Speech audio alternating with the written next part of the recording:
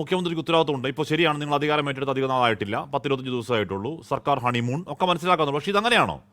കയ്യോടെ പിടിച്ചപ്പോൾ രാജിവെപ്പിച്ചുകൊണ്ട് തീരുവോ Shri V R Anoop? ആ നിയമനത്തിന് പിന്നിൽ യഥാർത്ഥത്തിൽ എന്തായിരുന്നു അതിൻ്റെ ദുരൂഹ ലക്ഷ്യം എന്ന മറുപടി കേരളത്തിന് അറിയണ്ടേ ശ്രീ അനൂപ്? എൻ്റെ സുഹൃത്ത് സജീഷ് മനസ്സിലാക്കേണ്ടത് പിണറായി വിജയനല്ല ഇപ്പോൾ കേരളത്തിൻ്റെ മുഖ്യമന്ത്രി എന്ന. പിണറായി വിജയനെക്കുറിച്ച് അദ്ദേഹത്തിൻ്റെ സജീഷ് അടക്കമുള്ള അനുയായികൾ, ആരാധകർ ധരിച്ചു വച്ചിരിക്കുന്നത് അദ്ദേഹം ഒരു ദൈവമാണെന്ന്, തെറ്റുപറ്റാത്ത ഒരാളാണെന്ന്. അതുകൊണ്ടാണ് നമ്മുടെ നാട്ടിൽ പഴഞ്ചൊല്ല് പോലെ പിണറായി വിജയൻ ഒരു തീരുമാനമെടുത്താൽ തല പോയാലും തിരുത്തില്ല എന്നൊക്കെ പറയുന്നത്. അത് ജനാധിപത്യത്തിൽ വലിയൊരു കാര്യമൊന്നുമല്ലെന്നേ. നിലപാട് ഏതെങ്കിലും തരത്തിൽ നിലപാടിൽ തിരുത്തേണ്ടതാണെങ്കിൽ തിരുത്തണം.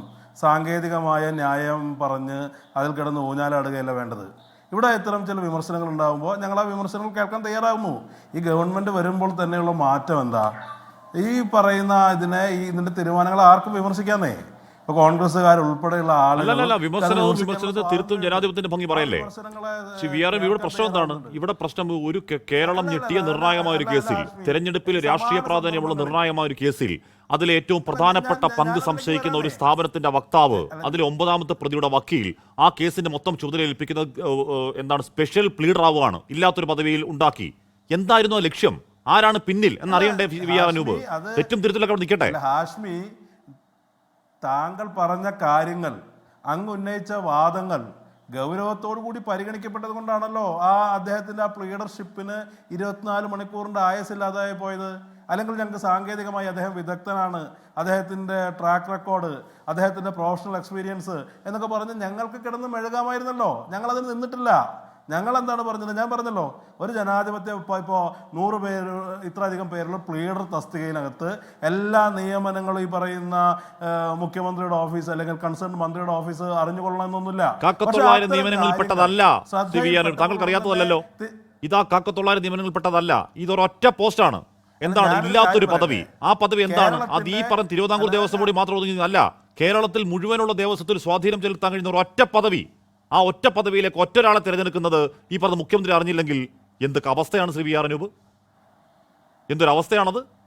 അല്ല, അത്തരം വിവാദങ്ങൾ, ഞാനൊരു കാര്യം പറയട്ടെ ഹാഷ്മി, അങ്ങനെ പറയാൻ അനുവദിക്കണം.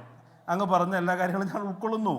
അത്തരം ഈ പറയുന്ന ഇത്തരം ആരോപണങ്ങൾ ഉയർന്ന ഘട്ടത്തിൽ തന്നെ അത്തരം ആരോപണങ്ങൾ ഉണ്ടാകാനിടയുള്ള സാഹചര്യങ്ങളെ പോലും പരിഗണിക്കണം ഒരു സർക്കാർ എന്ന് ഉറപ്പുള്ളത് കൊണ്ടല്ലേ ഞങ്ങൾ അതിന് 24 മണിക്കൂർ പോലും ആയുസില്ലാതെ പിൻവലിക്കപ്പെട്ടത്. മുൻകാലത്ത് ഇത്തരം സാഹചര്യങ്ങളിൽ ഇവിടെ LDF എടുത്ത സമീപനം എന്താ? അല്ല, മുൻകാലത്തെ സമീപനം തുടരാനല്ലോ സാർ നിങ്ങളെ സർക്കാർ അധികാരത്തിലേക്ക് എത്തിച്ചത്.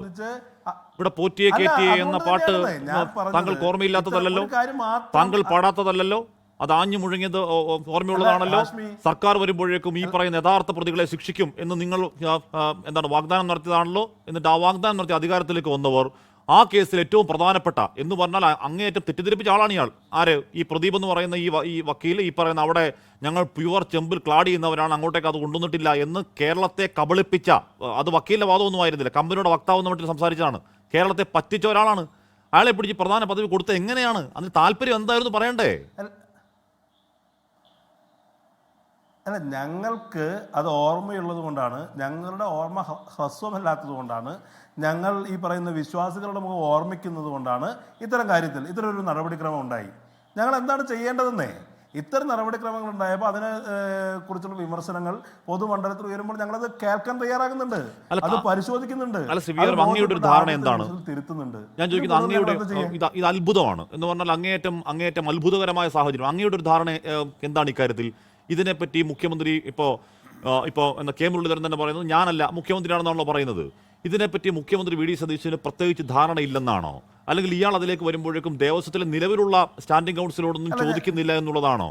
അതോ പങ്കജ് ഭണ്ഡാരിയുടെ വക്കീൽ ഈ കേസിന്റെ പ്രധാന ആളായി ഇരിക്കട്ടെ എന്ന് തീരുമാനിക്കപ്പെട്ടതാണോ? എന്താണ് ഇതിന്റെ അങ്ങയുടെ ധാരണ?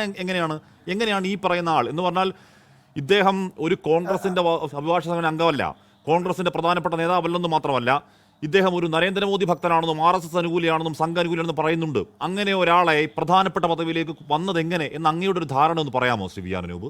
എത്ര ആലോചന പിടികിട്ടുന്നില്ല അതിന്റെ പോസിബിലിറ്റി. അല്ല, ഞാനൊരു കാര്യം പറയാം ഹാഷ്മി, ഞാനൊരു കാര്യം പറയാം. ഇപ്പോൾ ഈ പറയുന്ന സർക്കാർ പ്ലീഡർമാർ പല വകുപ്പിലെ പ്ലീഡർമാരുണ്ട്. താങ്കൾ സൂചിപ്പിച്ചതുപോലെ തന്നെ SC/STക്ക് വേണ്ടി ഒരു സ്പെഷ്യൽ പ്ലീഡറുണ്ട്. പല വകുപ്പുകളിലും അങ്ങനെ സ്പെഷ്യൽ പ്ലീഡർമാരുണ്ട്. അതൊരു പുതിയ കാര്യമൊന്നുമല്ല.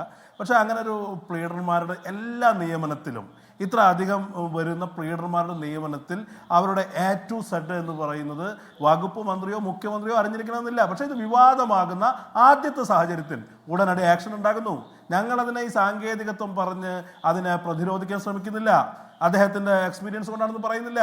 അതിനകത്ത് ഞങ്ങൾ ജനങ്ങളെ ബഹുമാനിക്കുന്നുണ്ട്. ഹാഷ്മി, അങ്ങ് പറഞ്ഞതുപോലെ ഞങ്ങൾ എന്ത് പറഞ്ഞാണ് വോട്ട് ചോദിച്ചത് എന്നുള്ള ഓർമ്മ ഞങ്ങൾക്കുണ്ടെന്നേ. ഞങ്ങൾക്ക് ആ കാര്യത്തിൽ ഒരു ദുരഭിമാനവും ഇല്ലാന്ന് ഞങ്ങൾ പറഞ്ഞില്ലേ. ഇത്തരം കാര്യങ്ങളിൽ അത്തരം ആക്ഷേപങ്ങൾ ഉണ്ടാകാനുള്ള സാഹചര്യം ഉണ്ടാകാൻ പാടില്ല. അതുണ്ടായാൽ അത് ബോധ്യപ്പെടുന്ന നമുക്ക് എന്താ ചെയ്യാൻ കഴിയുക? ഒരു തെറ്റ് അത് നടക്കാൻ പാടില്ലാത്ത ഒന്ന് എന്ന് ബോധ്യപ്പെട്ടാൽ അത് ബോധ്യമാകുന്ന ആദ്യത്തെ നിമിഷം തന്നെ ആ ബോധ്യമായില്ലായിരുന്നെങ്കിൽ അത് വാർത്തയായില്ലായിരുന്നെങ്കിൽ ആ ഉത്തരവ് പുറത്തേക്ക് വന്നില്ലായിരുന്നെങ്കിൽ അത് ബോധ്യമായില്ലായിരുന്നെങ്കിൽ ഉത്തരവ് പുറത്തേക്ക് വന്നില്ലായിരുന്നെങ്കിലോ? സാധാരണഗതിയിൽ പ്ലീഡർ 59 വയസ്സ് റിട്ടയർ ചെയ്ത് പോകുമ്പോൾ ഈ സ്പെഷ്യൽ പ്ലീഡർ 60-ാം വയസ്സിലും അദ്ദേഹത്തിന്റെ സേവനം തുടർന്നേനെ, ദൗത്യം തുടർന്നേനെ. ഈ കേസിൽ മാത്രമല്ല, എല്ലാ കേസിലും സ്വാധീനപ്പെടുത്താൻ കഴിയുന്ന ഒരു പദവിയാണ് ആ പദവി. ആ പദവിയിൽ തുടർന്നേനെ അല്ലേ? അല്ല, അത്ര ഹൈപ്പോത്തറ്റിക്കലായ ഇതിലേക്ക് സാഹചര്യത്തിലേക്ക് ഞാൻ പോകുന്നില്ല. ഞാനൊരു കാര്യം പറയാം. അങ്ങ് പറഞ്ഞത് പുതിയ കാലത്തിൻ്റെ ഏറ്റവും വലിയ പ്രത്യേകത എന്ന് പറയുന്നത് ഇത്തരം പ്ലീഡർ നിയമനങ്ങൾ പോലും ചർച്ചയാകുന്നു എന്നുള്ളതാണ്. ആ ഒരു മാധ്യമ ജാഗ്രതയെ ഞങ്ങൾ സ്വാഗതം ചെയ്യുകയാണ്. ഓരോരുത്തരും കുറിച്ച് ചർച്ച വരട്ടെ. താങ്കൾ പറഞ്ഞതുപോലെ ഇത് സാധാരണഗതിയിൽ ചർച്ചയാകാതെ പോകുമായിരുന്ന ഒരുപാട് പദവിയാണെന്നേ. ഞാൻ പറഞ്ഞിടത്ത് നിൽക്കുകയാണ്. ഇതിപ്പോൾ നമ്മൾ ഒരു അഡ്വക്കേറ്റ് ജനറൽ നിയമിക്കുന്നു, അഡീഷണൽ അഡ്വക്കേറ്റ് ജനറൽ നിയമിക്കുന്നു എന്നൊക്കെ പറയുമ്പോൾ കേരളം മാസങ്ങൾ ചർച്ച ചെയ്ത, വിശ്വാസി ഹൃദയങ്ങളിൽ ഇപ്പോഴും ഉറങ്ങാത്ത മുറിവായി നിൽക്കുന്ന, ഇപ്പോഴും ഏതെങ്കിലും തരത്തിൽ എന്ത് സംഭവിച്ചു എന്ന് ഇപ്പോഴും പിടിയില്ല, നേരത്തെ ശ്രീ സുഭാഷ് ബാബു പറയുന്നത് പോലെ കേസ് കുളമായി കിടക്കുന്ന, ഇല്ലാതായി പോകുന്ന ആശങ്കപ്പെടുന്ന ഒരു കേസിൽ അതിന്റെ ശവപ്പെട്ടിയിലേക്ക് ഒരു ആണി കൂടി അതിന്റെ പേരിൽ അധികാരത്തിലേക്ക് വന്ന സർക്കാർ ആഞ്ഞടിക്കുക എന്ന് പറഞ്ഞാൽ എന്താണ്? ചർച്ച ചെയ്യപ്പെടാതെ പോകുന്ന നിയമനം എന്നാണ് അങ്ങ് എഴുതി വെക്കുന്നത്, അല്ലെ കോൺഗ്രസ് എഴുതുന്നത്? അല്ല, ഈ അങ്ങനെ ഹാഷ്മി, അങ്ങനെ ആരെങ്കിലും ആണി അടിക്കാൻ ശ്രമിച്ചിട്ടുണ്ടെങ്കിൽ ഉത്തരവാദിത്തപ്പെട്ട ആൾ തന്നെ, മുഖ്യമന്ത്രി തന്നെ, നിയമകാര്യമന്ത്രി തന്നെ ആ ആണി വലിച്ചു ഊരിയിട്ടുണ്ടെന്നേ. നമുക്കതിനകത്ത് തർക്കിക്കേണ്ട കാര്യമില്ലല്ലോ. ആണി അടിച്ചതാരാണ്? എന്ന് മുഖ്യമന്ത്രിയുടെ ഓഫീസിന് നിയമമന്ത്രി ആണി വലിച്ചൂരി. ആണി അടിച്ച മന്ത്രി ഏതാ? അല്ല, ഇതിനെക്കുറിച്ച് ഞാനൊരു കാര്യം പറയട്ടെ. ഒരു വകുപ്പിനകത്ത് നടക്കുന്ന എല്ലാ കാര്യങ്ങളെക്കുറിച്ചും A to Z കാര്യങ്ങളെക്കുറിച്ച് ഈ പറയുന്ന എല്ലാ തരത്തിലുള്ള പരിശോധന ഉണ്ടാകണമെന്നുണ്ടാ? പല കാര്യങ്ങളിലും അങ്ങനെ സംഭവിക്കാം.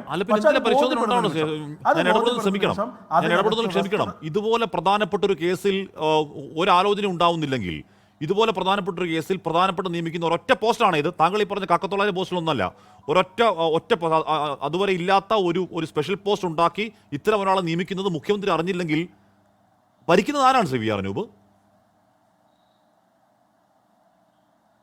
അല്ല, ഞാൻ പറയട്ടെ, അങ്ങനെ ഒരു തെറ്റിദ്ധാരണ ഉണ്ടാകുന്നു തോന്നുന്നു. ഏതെങ്കിലും വകുപ്പിൽ സ്പെഷ്യൽ പ്ലീഡർ എന്ന് പറയുന്ന പോസ്റ്റ് ഉണ്ടാകുന്നത് ആദ്യത്തെ തവണയൊന്നുമല്ല. ഇപ്പോൾ കേരളത്തിൽ എനിക്കറിയാം SC/STയുടെ സ്പെഷ്യൽ പ്രോസിക്യൂട്ടർ എന്ന് പറയുന്നത് അഡ്വക്കേറ്റ് ശാന്തമ്മയാണ്. അങ്ങനെ ഓരോ വകുപ്പിലും അങ്ങനെ ഉണ്ടാകാറുണ്ട്. ഇതൊരു പുതിയ കാര്യം ഈ പറയുന്ന ഇദ്ദേഹത്തെ വെക്കാൻ വേണ്ടി ഒരു പുതിയ മാനദണ്ഡം സൃഷ്ടിച്ചു എന്നുള്ള നിലയിലേക്കൊന്നും അങ്ങ് അതിനെ വ്യാഖ്യാനിക്കരുതെന്നുള്ളൊരു അപേക്ഷയുണ്ട്. പക്ഷെ അത് സംഭവിച്ചു കഴിഞ്ഞു. അത് സംഭവിച്ചപ്പോൾ ഇത് പറയുന്ന താങ്കൾ ഉൾപ്പെടെയുള്ള മാധ്യമ പ്രവർത്തകർ പൊതുമണ്ഡലത്തിലൊക്കെ ഒരു ചർച്ചയായപ്പോൾ അതിനകത്ത് യാതൊരുവിധ ദുരഭിമാനവും ഇല്ലാതെ ജാഗ്രതയോടുകൂടി അത് സമീപിക്കുകയും അത് പിൻവലിക്കുകയും ചെയ്തു എന്ന് മാത്രമല്ല വാശിയിൽ ഈ പറയുന്ന ഞങ്ങൾ പറഞ്ഞു കിടന്ന് മെഴുകിയില്ലോ. താങ്കൾ പറഞ്ഞ പോലെ മെഴുക് എന്ന വാക്ക് നമുക്ക് ചർച്ച പറയാൻ പറ്റുന്ന വാക്കാണെന്ന് അറിയില്ല. പക്ഷെ അങ്ങനെ മെഴുകിയില്ലോ. നല്ല കാര്യം. ഞങ്ങൾ